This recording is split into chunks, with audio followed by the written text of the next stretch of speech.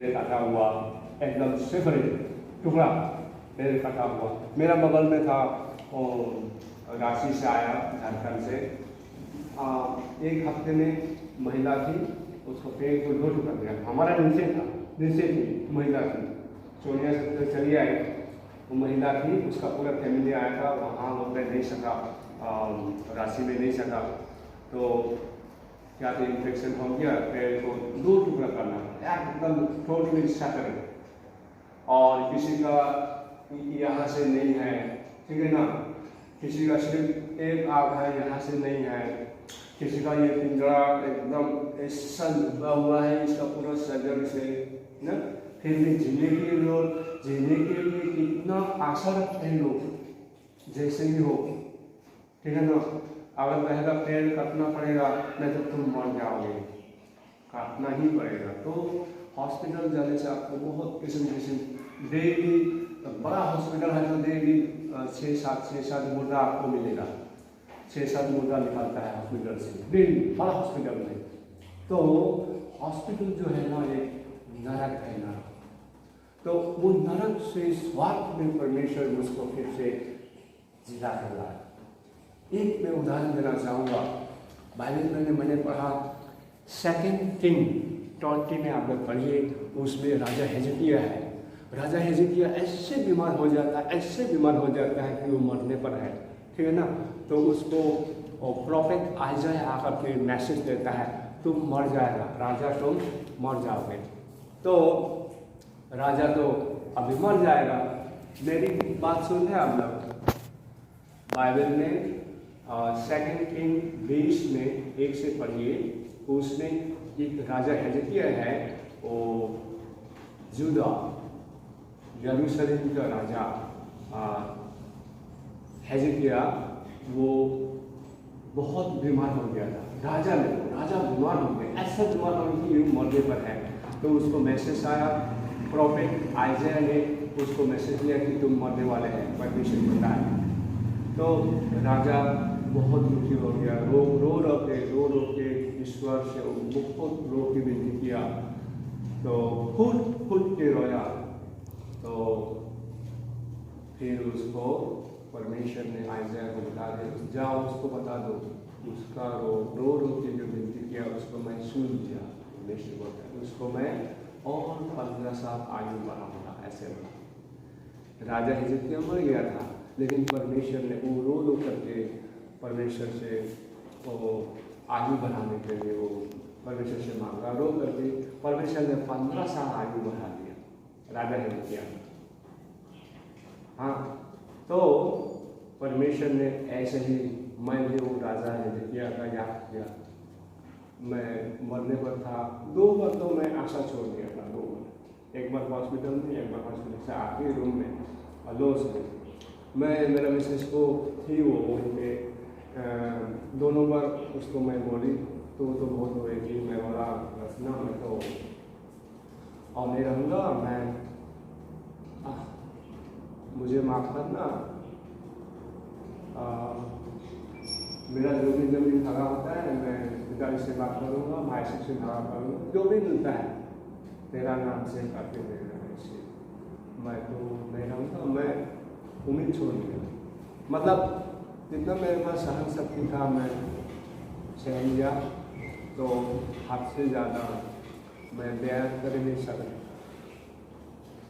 तो ये बात तो मैंने बोली होगा, वो तो रोई थी बहुत, ऐसा मत बोलो, लेकिन मैंने फिर भी जीने के लिए आशा है। फिर भी मैं मर गया था, मर रहा था, फिर भी जीने के लिए आशा देखो आदमी का। तो परमेश्वर ने राजा हिजकिय्याह का कहानी याद किया। परमेश्वर राजा हिजकिय्याह मर रहा था, उसने रो के विनती किया, 15 साल अपने आयु बढ़ा दिया। मेरा भी बढ़ा दीजिए, ऐसा रखे मैंने लोग से प्रार्थना। कहाँ से और शक्ति आया, कहाँ से तो वो शक्ति आया? परमेश्वर ने फिर मुझको मतलब उसको आराम लगने लगा बेहतर। तो ऐसा करके परमेश्वर मुझको नया जीवन दिया। तो मैं ईश्वर का आशीष को भूल नहीं पाऊंगा। मेरी प्रार्थना को सभी सुना और मैं आज जिंदा श्वास हूँ आप लोग का साथ है। मैं रोहित तो मैं कन्वेंशन को सबसे पहले धन्यवाद देना चाहूँगा और साथ ही साथ में आप सभी को तो मेरे लिए प्रार्थना किए और ज़्यादा हो सके सपोर्ट भी किए। बहुत आंदोलन में इधर उधर प्रार्थना भी कर दिया और फाइनेंशियली भी सपोर्ट किए। इसके लिए मैं तो बदले में आप लोग को कुछ देने नहीं चाहूँगा, सिर्फ धन्यवाद देना मैं चाह सकूँगा, लेकिन उसका आशीष आप लोग को निश्चित ही मिलेगा। तो मैं ऐसा हो गया था कि मैं तो 2-3 बार आशा छोड़ दिया था, लेकिन परमेश्वर ने मुझे क्या क्या दिया, विश्वास भी दिया बहुत तगड़ा। उसमें विश्वास बहुत जरूरी है और हिम्मत भी बहुत होना चाहिए उस समय जब आप मर रहे हैं। और उसके बाद धीरज भी बहुत होना चाहिए। क्या क्या होना चाहिए मैंने महसूस किया, हिम्मत भी होना चाहिए, धीरज भी होना चाहिए और विश्वास भी होना चाहिए, तब आप जी पाएंगे। अगर आप हिम्मत छोड़ देंगे ना तो सब आशा को छोड़ देंगे। बड़ी आशा भी होना चाहिए, विश्वास के साथ आशा भी होना चाहिए कि मैं जीऊँगा। हाँ, तो परमेश्वर जरूर सुनते हैं। तो राजा ने किया जैसे आगे बढ़ा दिया 15 साल ऐसे ही परमेश्वर ने मेरे को सुना, मैं मेरी दुआओं को सुना, मैं रो कर प्रार्थना किया, सबका विनती सुना, मंत्री सबका प्रार्थना सुना और परमेश्वर फिर से मेरे जीवन दिया। तो परमेश्वर को मैं धन्यवाद देना चाहूँगा, साथ ही में आप सभी को।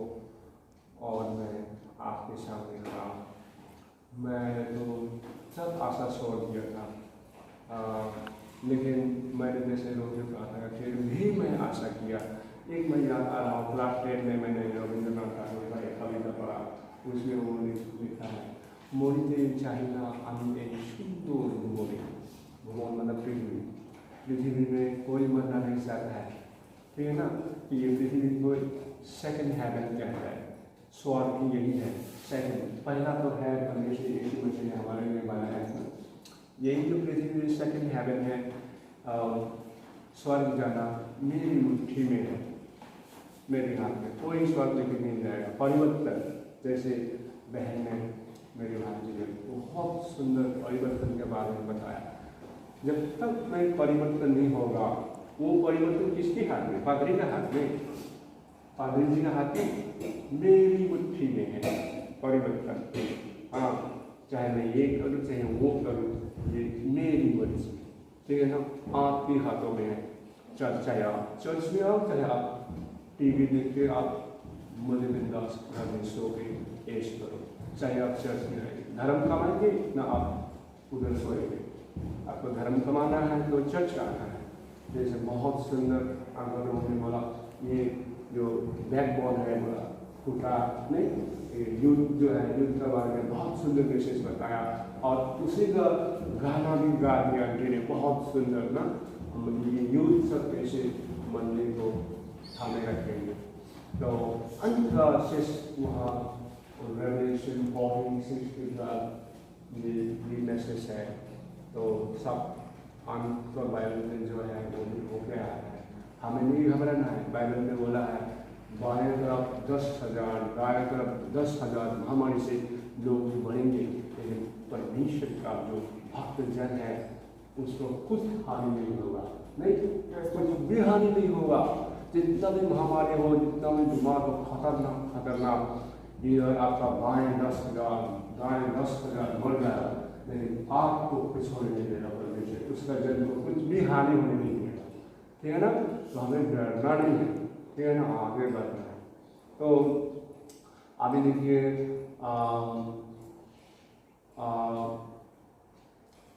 सुलेमान का मैं याद कर रहा हूँ, राजा सुलेमान, इसको बोलते मैं खत्म करूँगा और 2-3 मिनट समय लेना चाहूँगा। बाइबल में बहुत एक ज्ञानी और धनी है वो सुलेमान है, राजा सुलेमान। सुलेमान जो है अभी का सबसे धनी क्या है, बिल गेट्स सब चुनते हैं ना, 1000 बिल गेट्स को अकेला पा लेगा सुलेमान, ऐसा वो धनी था। 1000 बिल गेट्स को अकेला वो पालेगा सुलेमान अभी के जमाने में भी, ऐसे वो धनी था और ज्ञानी था। सुलेमान कितने शादी किए थे मालूम है? 700 प्रिंसेस, मतलब महारानियों को बेटियों को जो राजकुमारी है ना, राजकुमारी सुंदरी सुंदरी राजकुमारी को 700 जन शादी किया था। बिल गेट्स कितना शादी किया है? अभी एक बीवी को हम संभाल नहीं सकते, नहीं 700 जन। रखेली भी थी, वो तो अलग है। जो रिपोर्ट है 700 जन शादी किया। एक एक बीवी के लिए एक एक महल बना के दिया। महल मतलब क्या, महल को क्या कहेंगे, कोठी बना के दिया, ठीक है ना। कोठी पे क्या क्या वो सजाता है, गाय का शरीर, हाथी का दांत, हाँ, और मार्बल पत्थर विदेश से लाया राजा जो जहाँ से शादी किया वहाँ वो देश से मार्बल पत्थर, हाँ मतलब अब बिल गेट्स भी ऐसा कोठी बना के दे सकेगा। एक एक रानी के लिए ऐसे कोठी बना के दिया। तो इतना धनी होने के बाद तो सुलेमान राजा क्या कहता है अंत में, बुढ़ापा में क्या बोलता है? सौवन से 21 से 12 में आप पढ़िए, 1 से आप पढ़ सकते हैं। बोलता है सब कुछ इस दुनिया में बेकार है, सब व्याप्त है, बेकार है। 21 से सौवन में आप पढ़िए, मतलब इतना सुंदरी सुंदरी मैंने शादी किया वो भी बेकार है, इतना मैं ज्ञानी है वो भी बेकार है, बहुत संपत्ति धनी वाला, मतलब 1000 एकड़ मेरा जमीन है, 1000 एकड़ जो जमीन वो भी बेकार है, बहुत धन कमाना वो भी बेकार है, ज़्यादा पढ़ लिख के इंसान बनना वो भी बेकार है। सबको बोले वो ट्राई करके देखा, छप करके देखा बोलता है, वो टेस्ट करके देखा, बोले ये शुद्ध वायु पकड़ने का जैसा है, वायु पकड़ने कुछ नहीं है। मतलब अगर वो रास्ता में अगर मैं खड़े होकर गए बीच में वहाँ अभी 10 मिनट अगला ऐसा करूँगा, 10 मिनट रास्ते वाले लोग मुझे क्या बोल रहे हैं, ये तो ऐरा हो गया, पागल हो गया। लेकिन मैं पागल नहीं हूँ, मैं हवा को पकड़ने की कोशिश कर रहा हूँ, मैं पागल नहीं हूँ, मैं हवा को पकड़ने की कोशिश कर रहा हूँ। लेकिन लोग नहीं जा रहे हैं, मुझको बोलेगा पागल है, लेकिन मैं पागल नहीं, मैं हवा पकड़ रहा हूँ, लेकिन नहीं पागल। बोलते हमारे जीवन में हवा पकड़ने का जैसा है, सुलेमान बोलते हैं सिर्फ वायु पकड़ना शुरू में ऐसा है, बोलता है मतलब सब बेकार है, सब कुछ बेकार है। अंत में क्या बोला है सुलेमान? 2 बात बोल के गया है जो सबसे बेस्ट है, परमेश्वर से डरो, उसकी मेहनत, परमेश्वर से डरो, उसका भय मानो, मतलब धर्म कमाओ, और दूसरी बोला है प्रेम करो, दूसरे से समुद्र से को लिया, परमेश्वर से डरो, दूसरी क्या है? लोगों से प्रेम करना सीखो। यही आपको ईश्वर के पास लेके जाए, यही धन है, ये बोलते सबसे उत्तम है, सबसे उत्तम यही है, परमेश्वर से डरो और उसकी महिमा करो, मतलब धर्म कमा लो, धर्म का सब चीज़ कमाना पड़ता है, हाँ धर्म को भी कमाना पड़ता है। अगर आपको नौकरी करना है तो घर से बाहर निकलना पड़ता है कमाने के लिए, अगर आपको दिहाड़ी भी करना है, हाजिरी भी करना है, घर से बाहर बैठे बैठे तो पैसा नहीं आएगा 300 रुपया हाजिरी, तो कमाने के लिए आपको घर से बाहर जाना है। तो जैसे रोजी रोटी कमाने के लिए गार्जियन को बाहर जाना पड़ता है, स्टूडेंट को अच्छी हायर एजुकेशन के लिए बाहर जाना पड़ता है, इंडिया से अब्रॉड भी जाना पड़ता है जो हायर एजुकेशन करते हैं। तो कोई भी चीज़ को हासिल करने के लिए, कमाने के लिए घर से बाहर निकलना पड़ता है, तब आपको प्राप्त होगा। तो धर्म की चीज़ है, आपको घर में सोए सोए बैठे बैठे घर में आपको धर्म का आपको चर्च में आना ही है, यह तो वक्त आपको चल के आना ही है धर्म कमाने के लिए, नहीं तो हमें धर्म को कमा के लेना है। और यही समय है, यही समय है। तभी अनुष्का कह रही थी राइट टाइम, मतलब परिवर्तन होना ही है, हमें यही समय है। वो समय है इतना सोने हिले से भी ज़्यादा है। अंग्रेजी से कहता है time is very precious, time is gold, समय को सोना कहते हैं, ठीक है ना। तो समय रहते ही हमें परिवर्तन होना है। वो अनुष्का क्या कह रही थी, और कब मरेगा किसी को पता है? नहीं पता है। किसी को रात को सोते सोते कोई सुबह वो उठ नहीं सकता है, जैसे सवेरे से सूर्य उठ सकता है, वो उठ नहीं सकता है, लेकिन फिर से उठने के लिए कौन शक्ति देता है? सुबह पवित्र आत्मा, परमेश्वर, यीशु मसीह नहीं जीवन। हमारा जीवन ऐसे है, मैं अभी मुंह से इतना खा नहीं सकता हूँ। बहुत सारे मेरा एक्सपीरियंस हुआ, मैं फुल के अगर मेरा लाइफ टेस्ट में बताऊँ ना, आपको रोने आएगा फुल पे बोलेंगे।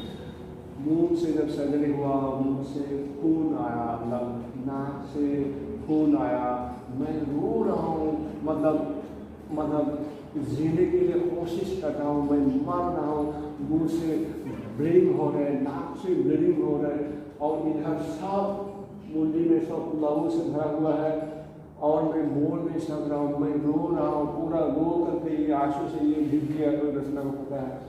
तो एक पार्टी आया CNC से, नो इसका पार्टी था, तो मैं उसको देखा, मैं तो असहाय हूँ, मतलब मैं ऐसे रो रहा हूँ, सबको डिस्टर्ब कर रहा हूँ, हाँ, जो अगर पेशेंट है दूसरे पेशेंट को डिस्टर्ब हो रहे हैं। तो शायद डॉक्टर ने, मुझको पता है ये क्रिश्चियन पेशेंट है, मैं क्रिश्चियन हूँ, इसलिए एक पादरी आया नॉर्थ ईस्ट का, वो सुंदर ड्रेस पहन के आया बाइबल से, और मैंने दुआ करके गए। तो रिजॉइस, आपका नाम क्या है? पूछा, मतलब रिजॉइस नर्दिनर। तो आप विश्वास कीजिए, यीशु मसीह आपको हील करेगा, मतलब चंगा करेगा। आप दुआ करेंगे, आप विश्वास कीजिए, यीशु मसीह आपको चंगा करेगा। तो दुआ करके गया, कम से कम 2-3 मिनट दुआ करके, और फिर जब मैं असहाय था, हॉस्पिटल में एडमिट था, मेरा वार्ड में था, तो ऐसे नहीं था, मतलब ना खाना ना पीना, और नाक से मैंने 4-4 महीना खाया, नाक से लिक्विड खाया। तो मैंने बोला ईश्वर को, हे प्रभु, मैं तो सिर्फ पानी खा रहा हूँ नाक से, मुँह से नहीं, मुँह से तो नहीं बोल सकता हूँ, पानी से जा रहा मेरे पेट में, वही पानी में ऐसा शक्ति देना प्रभु कि मैं कहा रहा हूँ। और मैं जैसे दिन ऐसे पानी से ही 4 महीना में जिंदा हूँ, सिर्फ नाक से खा रहा हूँ, न स्वाद पता है, ना उसमें नमक है, ना मिर्ची है, ना मसाला है, पता नहीं, ना तेज, ठीक है ना, उसमें कोई स्वाद पता नहीं होता, क्योंकि ट्यूब से नाक से जा रहा है, नोज से नाक से जा रहा है। तो पानी से वो पाइप में क्या डालना पता है? पानी से, मतलब वाटर ही करना पड़ता है। कोई जूस करेंगे, थोड़ा थिक थोड़ा गाढ़ा होगा, पाइप में ब्लॉक हो जाता है, नहीं जाता है, इसलिए वाटर ही, मतलब पूरे के पूरे पानी से, तभी वो ट्यूब से जाते थे। ट्यूब तो बहुत छोटी है, इतना, और 2 mm, 0.2 mm, 3 mm, बहुत छोटी पाइप। फिर नाक के अंदर कितना बड़ा पाइप जाएगा, आप सोचिए, नाक के अंदर ये कितना बड़ा पाइप जाएगी, बहुत छोटी पाइप, उससे लिक्विड सिर्फ पानी मेरे पेट में 4 महीना से परमेश्वर, फिर भी उसको वो जैसे मैंने मिल दिया वैसे ही वो उसको शक्ति दे गया। तो मैं सब खोल के नहीं बोलूँगा, फिर कभी मौका मिलेगा, आपका समय काफ़ी हो गया, मैं खत्म कर देता हूँ। हाँ, तो अभी 9:10 हो गया, तो मैं चाहूँगा कि मेरे मैसेज से, मेरे लाइफ टेस्टिमनी से परिवर्तन, अनुष्का ने बहुत सुंदर बोला, मेरा मैसेज सुन के आपका परिवर्तन हो जाएगी, क्योंकि समय किसी को इंतजार नहीं करता है।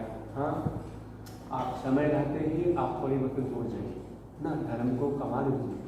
आप एक तो उदाहरण में कहूँगा आपको, जिस नदी में आप एक बार नहाते हैं, वो नदी में दोबारा आप नहा नहीं सकते हैं। आप सोचिए, फिलोसफी में लगाइए, जिस नदी में आप एक बार नहाएंगे, दोबारा आप वहाँ नहा नहीं सकते। मतलब आप जो पानी से नहाया वो सागर चला गया, तो दूसरा पानी आ रहा है ना, दूसरा पानी, जो आप जो नहाया वो पानी तो सागर चला गया होगा ना, लेकिन जो आप दूसरी बार जाएंगे, दूसरी बार पानी आ रहा है वहाँ से, दूसरी पानी आ रहा है। तो एक नदी में कोई भी आदमी दोबारा नहा नहीं सकते, ठीक है ना। तो इसलिए वो समय जो है और कोई भी दोबारा होली में नहा सकते हैं, निर्मल है ना। और पूरब से पश्चिम सूरज जैसे डेली उगते हैं, ऐसे इस समय बहुत मुलाकात है। कब सूरज ढलेगा हमारे जीवन में हमें नहीं पता है, इसलिए हमें तैयार है। लेकिन युद्ध के बारे में अगर इतना सुंदर मैसेज किया तो बहुत बहुत धन्यवाद। सुंदर समय के लिए मेरा लाइफ फेस्टिवल आप लोग से मैं शेयर करने सका। और बोलने में शायद मुझे आप लोग को सुनने में समझ में कुछ तकलीफ आई समझ थोड़ा क्लियर हुआ? हाँ, धन्यवाद, बहुत बहुत धन्यवाद। तो मैं तो सोचा था मैं बोल नहीं पाऊँगा, मुँह से मेरा नहीं खिलेगा। तो बहुत बहुत धन्यवाद, ये सुंदर मौका है और मुझे आप सबको आशीष